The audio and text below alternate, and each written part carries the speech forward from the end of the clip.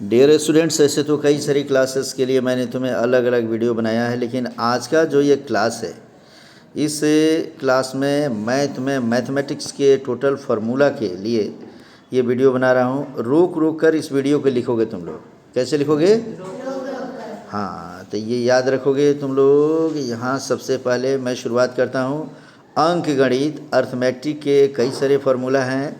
इस फार्मूला को तुम देख सकते हो अंक गणित में।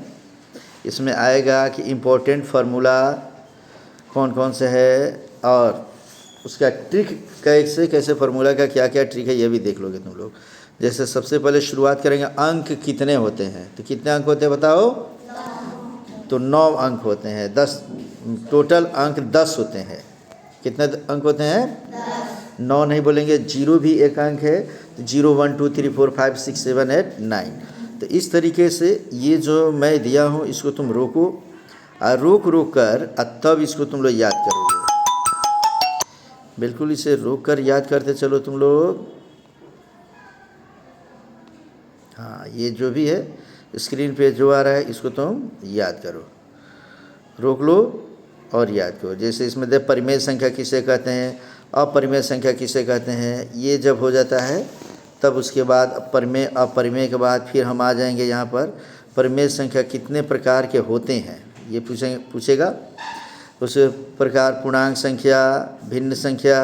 पूर्णांक संख्या किसे कहते हैं, भिन्न संख्या किसे कहते हैं, पूर्णांक संख्या कितने प्रकार के होते हैं, प्रकृत संख्या किसे कहते हैं, पूर्ण संख्या किसे कहते हैं, सम संख्या किसे कहते हैं, विषम संख्या किसे कहते हैं, अपवर्तक तथा गुणनखंड या गुणनखंड अर्थात फैक्टर्स क्या होता है।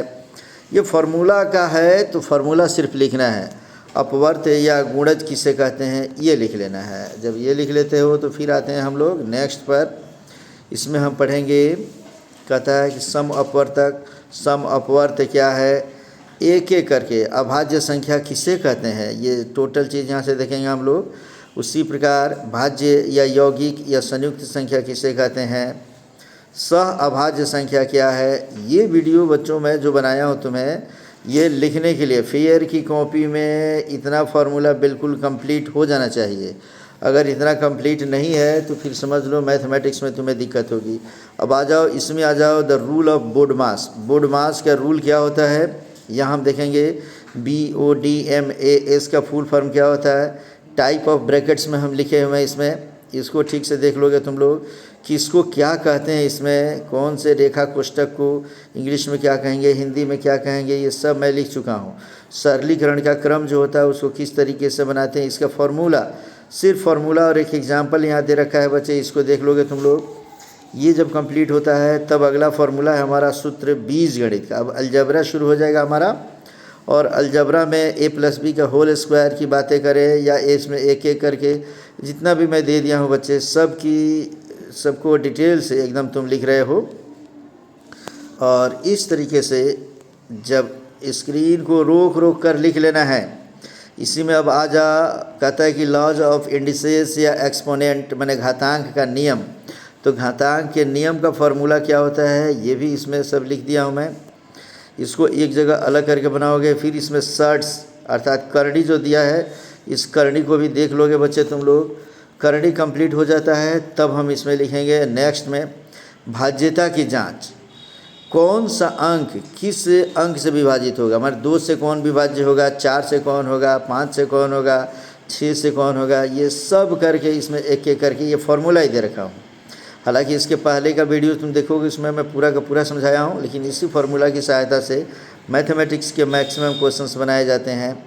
तो यहाँ आकर इसको तुम लोग रोक लिया करोगे और रोक रोक कर क्या करोगे, लिख लोगे, ठीक है ना। अभी स्क्रीन पे ला दे रहा हूँ सबको एक साथ के लिए। मैं ये केवल ये मैं स्क्रीन रिकॉर्डिंग कर रहा हूँ बच्चे, इसको देखते चलो तुम लोग। यहाँ आ जाओ अब मेंसुरेशन में क्षेत्रमिति जानने के लिए एक एक वर्ड, संरेख बिंदु क्या है, असंरेख क्या है, उसके बाद त्रिभुज किसे कहते हैं, त्रिभुज के प्रकार कौन कौन से होते हैं, भुजा के आधार पे, कोण के आधार पे उसमें शीर्ष क्या होता है। ये पूरा फार्मूला जैसे मैं लिखा हूँ उसी तरीके से ये लिख लेना है बच्चे। ये पूरा लिखो, एक भी चीज़ छोड़ना नहीं है। अब इसमें प्रैक्टिस जो करना है उसको प्रैक्टिस भी करते रहोगे बच्चे। नेक्स्ट आ जाओ, कहता है त्रिभुज की किन्हीं दो भुजाओं का योग या तीसरी भुजा से बड़ा होता है, इसके लिए आकृति भी दिया गया है, साबित भी किया गया है। त्रिभुजों का वर्गीकरण है, इसको भी लिखोगे तुम लोग। और लिखने के साथ साथ ये समकोण त्रिभुज की विशेषताएं क्या होती है, न्यून कोण त्रिभुज की क्या है, अधिक कोण त्रिभुज की क्या है, किसे कहते हैं।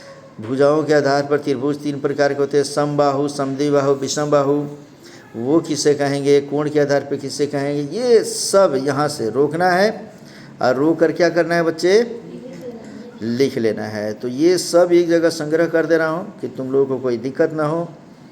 बार बार परेशानी होती है कि कुछ फार्मूला मैं तुम्हें लिखवाता हूँ, तुम लोग फार्मूला को भूल जाते हो या उसको छोड़ देते हो, कभी कहीं दूसरी जगह रहता है, तीसरी जगह रहता है। इसके बाद से तुम्हें भूलने की ज़रूरत नहीं होगी। ये बेसिक फार्मूला है बच्चे, जो तुम्हें जानना ही चाहिए। 5वीं क्लास से लेकर 10वीं क्लास तक के बच्चों के लिए मैथमेटिक्स का ये बेसिक फार्मूला अगर नहीं याद है तो कुछ भी नहीं याद है। तो अब इसमें कुछ महत्वपूर्ण परिभाषा भी मैं दे रखा हूँ, जैसे माध्यिका या मीडियन, त्रिभुज की आकृति में माध्यिका या मीडियन किसे कहते हैं, उसी का इसमें केंद्र किसे कहते हैं, माने सेंट्रॉइड के नाम से जैसे जानते हैं हम लोग। एटीट्यूड्स ऑफ ट्रायंगल क्या होते हैं, माने समझो इसमें कहता है कि त्रिभुज के शीर्ष लंब किसे कहते हैं, उसका लंब केंद्र किसे कहते हैं। एक एक करके इसमें लंब समद्विभाजक क्या होता है, परिकेंद्र या सर्कम सेंटर क्या होता है, ये टोटल चीज़ इसमें तुम्हें फार्मूला में मैं दे रखा हूँ बच्चे। ये कंप्लीट कर लोगे तुम। और जब कोण समद्विभाजक से लेकर ऊपर सब कंप्लीट हो जाए तब फिर फार्मूला अब हमारा क्षेत्रमिति का शुरू होता है, जिसमें त्रिभुज का क्षेत्रफल क्या है लिख लोगे एकदम ठीक तरीके से। उसी प्रकार इसमें आगे हम बढ़ते जाएंगे। त्रिभुज की परिमिति क्या होती है, हीरोन का सूत्र क्या होता है, समकोण त्रिभुज में परिमाप क्या होता है, अर्ध परिमाप क्या होता है, या समद्विबाहु त्रिभुज क्या है, ये समस्त चीज़ों का फार्मूला यहाँ पे है। पहले मैं उसके डिटेल को बताया था, अब इसमें क्या बताया गया है, फार्मूला। तो फार्मूला में समद्विबाहु समकोण त्रिभुज की क्या विशेषताएं हैं ये देखेंगे। कर्ण क्या होता है, लंब क्या होता है, हाइपोटेनस, परपेंडिकुलर की बात करें। अब समबाहु त्रिभुज की कई परिभाषाएं हैं, परिभाषा के बाद यहाँ फार्मूला है, लिख लोगे और ये याद रहेगा। उसी प्रकार कहता है कि सिद्ध करें कि त्रिभुज के तीनों कोणों का योग 180 डिग्री होता है। ये तुम्हें लिख के रखना है। अगला वीडियो जो मैं बनाऊंगा उसमें सब कई सारा बना दिया हूँ, और कई जो बनेगा उसमें इसके डिटेल को, इसके क्वेश्चन आंसर को पढ़ेंगे हम लोग। याद रखोगे ये वीडियो किस चीज़ का है बोलो, फार्मूला का, सिर्फ फार्मूला का। क्षेत्रमिति शुरू होता है चतुर्भुज के बारे में, तो क्वाड्रिलेटरल ये भी मैं पढ़ा दिया हूँ। सब का वीडियो तुम पढ़ चुके हो, पढ़ा कि नहीं सब पढ़े हो बच्चे। अब इसमें सिर्फ फार्मूला को एक जगह यहाँ रख लेना है। किसकी आसन्न भुजा किससे कहते हैं, सम्मुख भुजा किससे कहते हैं, आसन्न कोण क्या कहलाता है, सम्मुख कोण माने अपोजिट एंगल क्या कहलाता है। आकृति को देखते जाना है, समझते जाना है, लिखते जाना है। इसमें से हिंदी और इंग्लिश दोनों में लिखोगे कि तुम्हें किसी मीडियम में कोई दिक्कत न हो। त्रिभुज के प्रकार की बात करेंगे तो त्रिभुज काइंड्स ऑफ क्वाड्रिलेटरल्स, ये भी 4 प्रकार के होते हैं, 5 प्रकार के होते हैं बच्चे। तो ये किसमें कौन कौन आ जाएंगे, तो समानांतर चतुर्भुज, सम चतुर्भुज, आयत, वर्ग, समलंब चतुर्भुज, ये त्रिभुजों के प्रकार में ही आते हैं, जिसकी वजह से कुछ विशेषता के कारण इनके नाम बदलते रहते हैं। समानांतर चतुर्भुज क्या है, उसका क्षेत्रफल क्या है, उसका परिमाप क्या है, उसका सम चतुर्भुज क्या है, इसका विकर्ण से लेकर क्षेत्रफल से लेकर भुजा से लेकर परिमिति तक का सभी फार्मूला यहाँ पे आ गया है। इसको भी लिख लेना है। ये पूरा जब कंप्लीट हो जाता है तब हम इसके अगले वीडियो में आएंगे और वहाँ पढ़ेंगे आकृति में कि किसी आयत का। अब हम बात करते हैं आयत का, तो आयत का क्षेत्रफल कितना होता है, परिमाप कितना होता है, विकर्ण कितना होते हैं। वर्ग की बात करेंगे तो वर्ग माने स्क्वायर, तो इसका क्षेत्रफल क्या होता है, परिमाप क्या होता है, विकर्ण क्या होता है। तो वर्ग का क्षेत्रफल, वर्ग का विकर्ण, वर्ग का परिमाप, वर्ग की भुजा। आयत पहले पढ़ लिए थे। समलंब चतुर्भुज की क्षेत्रफल, ऊंचाई, उसका क्या क्या फार्मूला इसका होता है बच्चे, सब एक एक करके यहाँ से रोक रोक कर लिखेगा। कैसे लिखोगे तुम लोग, रोक रोक कर लिखते हो। तो इस तरीके से यह तुम्हारा ये फार्मूला पार्ट 1 कंप्लीट हुआ। 15 पेज का है बच्चे, 15 पेज रोक कर लिख लोगे। ठीक है बच्चे, ओके।